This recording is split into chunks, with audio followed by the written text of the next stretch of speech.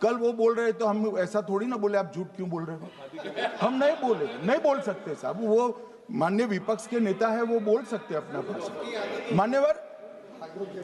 और मैंने तो ये भी कहा मेरा पूरा भाषण छूट कर कुछ बच जाता है तो आप पूछिएगा, मैं जवाब दूंगा, मगर अब धैर्य भी चाहिए और सुनना भी चाहिए, दोनों चीजें करनी पड़ती है। मान्यवर, वोट चोरी का कोहराम बचा। मैं वोट चोरी किसको कहते हैं वो बताना चाहता हूं। वोट चोरी के 3 आयाम हैं। एक तो मतदाता नहीं है, मतलब योग्यता नहीं है और आप वोटर बन जाते हो तो वोट चोरी माना जाएगा। दूसरा, आप गलत प्रकार से चुनाव जीतते हो तो वोट चोरी माना जाएगा। और तीसरा, जनादेश को डिफाई करते हो, मतलब वोट के विपरीत आप कोई पद प्राप्त कर लेते हो तो भी एक प्रकार से वोट चोरी होता है। अरे सुनो ना, क्यों जल्दबाजी करते हो मानिकम, क्यों? अब मैं 3 वोट चोरी की घटनाएं बताना चाहता हूं। सबसे पहली घटना हुई आजादी के बाद देश का प्रधानमंत्री तय करना था। तय कौन करना था? तो उस वक्त के जितने प्रांत थे इसके कांग्रेस के अध्यक्षों ने, उनके एक वोट से तय होना था। अब 28 वोट श्री सरदार पटेल को मिले और 2 वोट जवाहरलाल नेहरू जी को मिले।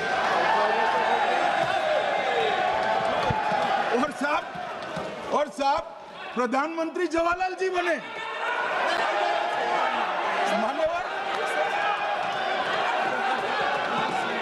मान्यवर,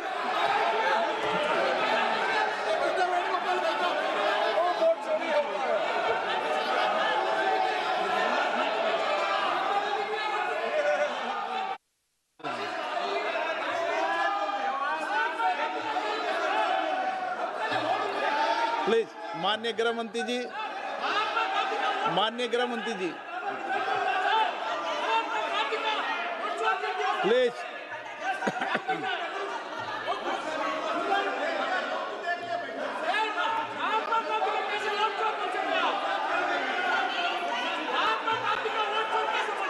बैठो बैठो, बैठिए माने, प्लीज प्लीज प्लीज।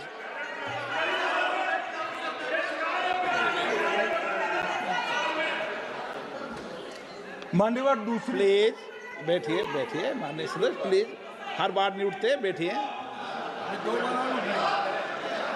मान्यवर, दूसरे प्रकार की वोट चोरी और नैतिक तरीके से चुनाव जीतना, ऐसी वोट चोरी भी भूतकाल में एक बार हुई थी।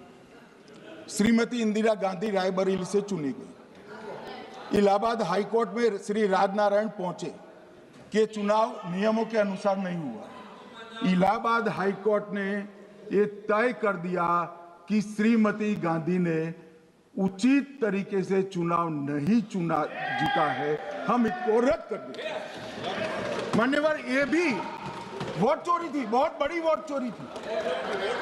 और उसके बाद में क्या हुआ? उसके बाद में वो वोट चोरी को ढकने के लिए संसद में कानून लाया कि प्रधानमंत्री के खिलाफ कोई केस ही नहीं हो सकता। मैं विपक्ष के नेता को कहना चाहता हूं, इम्यूनिटी की बात आप चुनाव आयोग की पूछ रहे हैं, इसका तो मैं जवाब दूंगा, इम्यूनिटी का। मगर ये इम्यूनिटी जो श्रीमती गांधी ने दी थी, इसके लिए आपका क्या कहना है?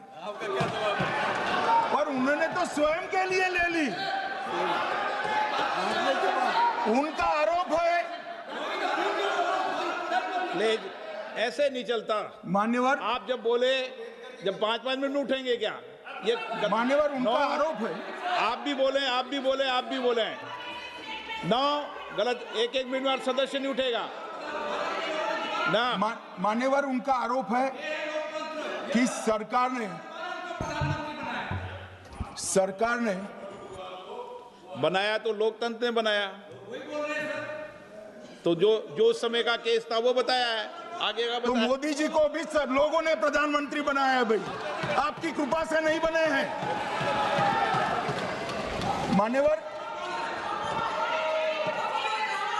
मान्यवर नो विपक्ष प्लीज के सदस्य, नेता- माननीय तरीका ठीक नहीं है आपका, 2-2 मिनट में उठना। मान्यवर विपक्ष के नेता ने कहा कि आपने चुनाव आयुक्तों को इम्यूनिटी दी।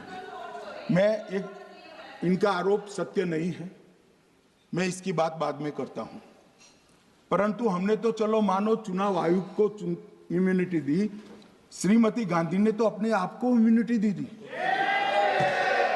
और फिर जब ये संवैधानिक सुधार के वायरस चैलेंज हुए तो वो केस जीतने के लिए 2, 3 और 4 नंबर के सर्वोच्च न्यायालय के जज को बाईपास कर चौथे नंबर के जज को चीफ जस्टिस बनाया और वहां केस भी जीत लिया। और मान्यवर ये तो इतिहास है, कौन झुठला सकता है?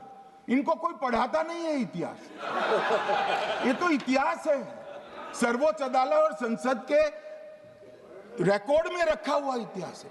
इसके खिलाफ लल्लन सिंह जैसे कितने लोग पूरा जीवन लड़े बिहार में, इमरजेंसी के खिलाफ जेल में गए, लाखों लोग गए। और तीसरी वोट चोरी कहना चाहता हूं, तीसरी वोट चोरी का प्रकार मैंने बताया था कि योग्यता नहीं है और मतदाता बन जाना। अभी एक वाद पहुंचा है, वाद मतलब डिस्प्यूट पहुंचा है दिल्ली की सिविल अदालत में। उसमें डिस्प्यूट ये है कि सोनिया गांधी जी इस देश की नागरिक बनने से पहले मतदाता बने।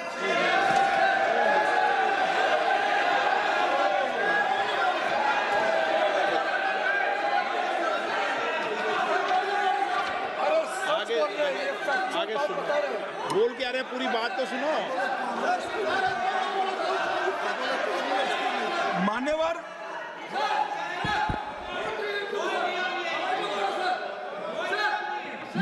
मैंने इतना ही कहा है कि अदालत में केस चल रहा है जो फैक्चुअल है।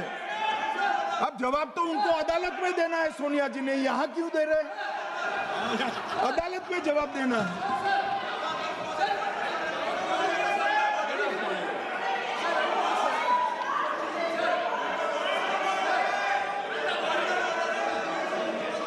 बीच के भाषण में पॉइंट ऑफ ऑर्डर नहीं होता। नहीं है सर, मुझे याद है जो माननीय सदस्य नहीं है, ये 352 ये रहा, 352 टेबल पे रहता है, मुझे वहां याद है 352। Home Minister is speaking about an issue which is pending in a court.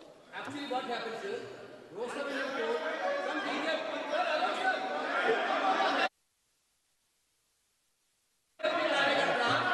filed a case on Madam Sonia Gandhi's voting on that 80. Sir, that Ross Avenue court dismissed that case without, there is no substance in that case. After that, the same person given an appeal. Gandhi not even voted in that election. I am challenging Home Minister. Okay. Sonia Gandhi not even voted that election. Can you prove it? Can you prove it? Sir, misleading statement a Home Minister doing. Sir, you are. What is this, sir? एक minute please दादा, एक minute please. No, बैठिए। No मान्य please देखिए मान्य सदस्य, 2 दिन से मैं चर्चा को सुन रहा हूं और 2 दिन से चर्चा को सुन रहा हूं और 352 आपने भी पढ़ा है, मैंने भी पढ़ा है, ठीक है ना। कई बार इधर से भी उधर से भी इस विषय को कई बार बोला गया है। जब डिबेट चलती है उसके संदर्भ में कई विषयों को बोला जाता है, ठीक है ना। और इसीलिए सुनिए बात, माननीय गृह मंत्री जी ने, आपने आधी बात सुनकर हर 2-2 मिनट में उठने लगोगे, ऐसे चर्चा नहीं होती। आप उनकी पूरी बात को सुनिए, क्या संदर्भ था, उन्होंने कोई फैसला नहीं दिया है, उन्होंने एक जानकारी जो आई है वो जानकारी सदन के पटल पे रखी है।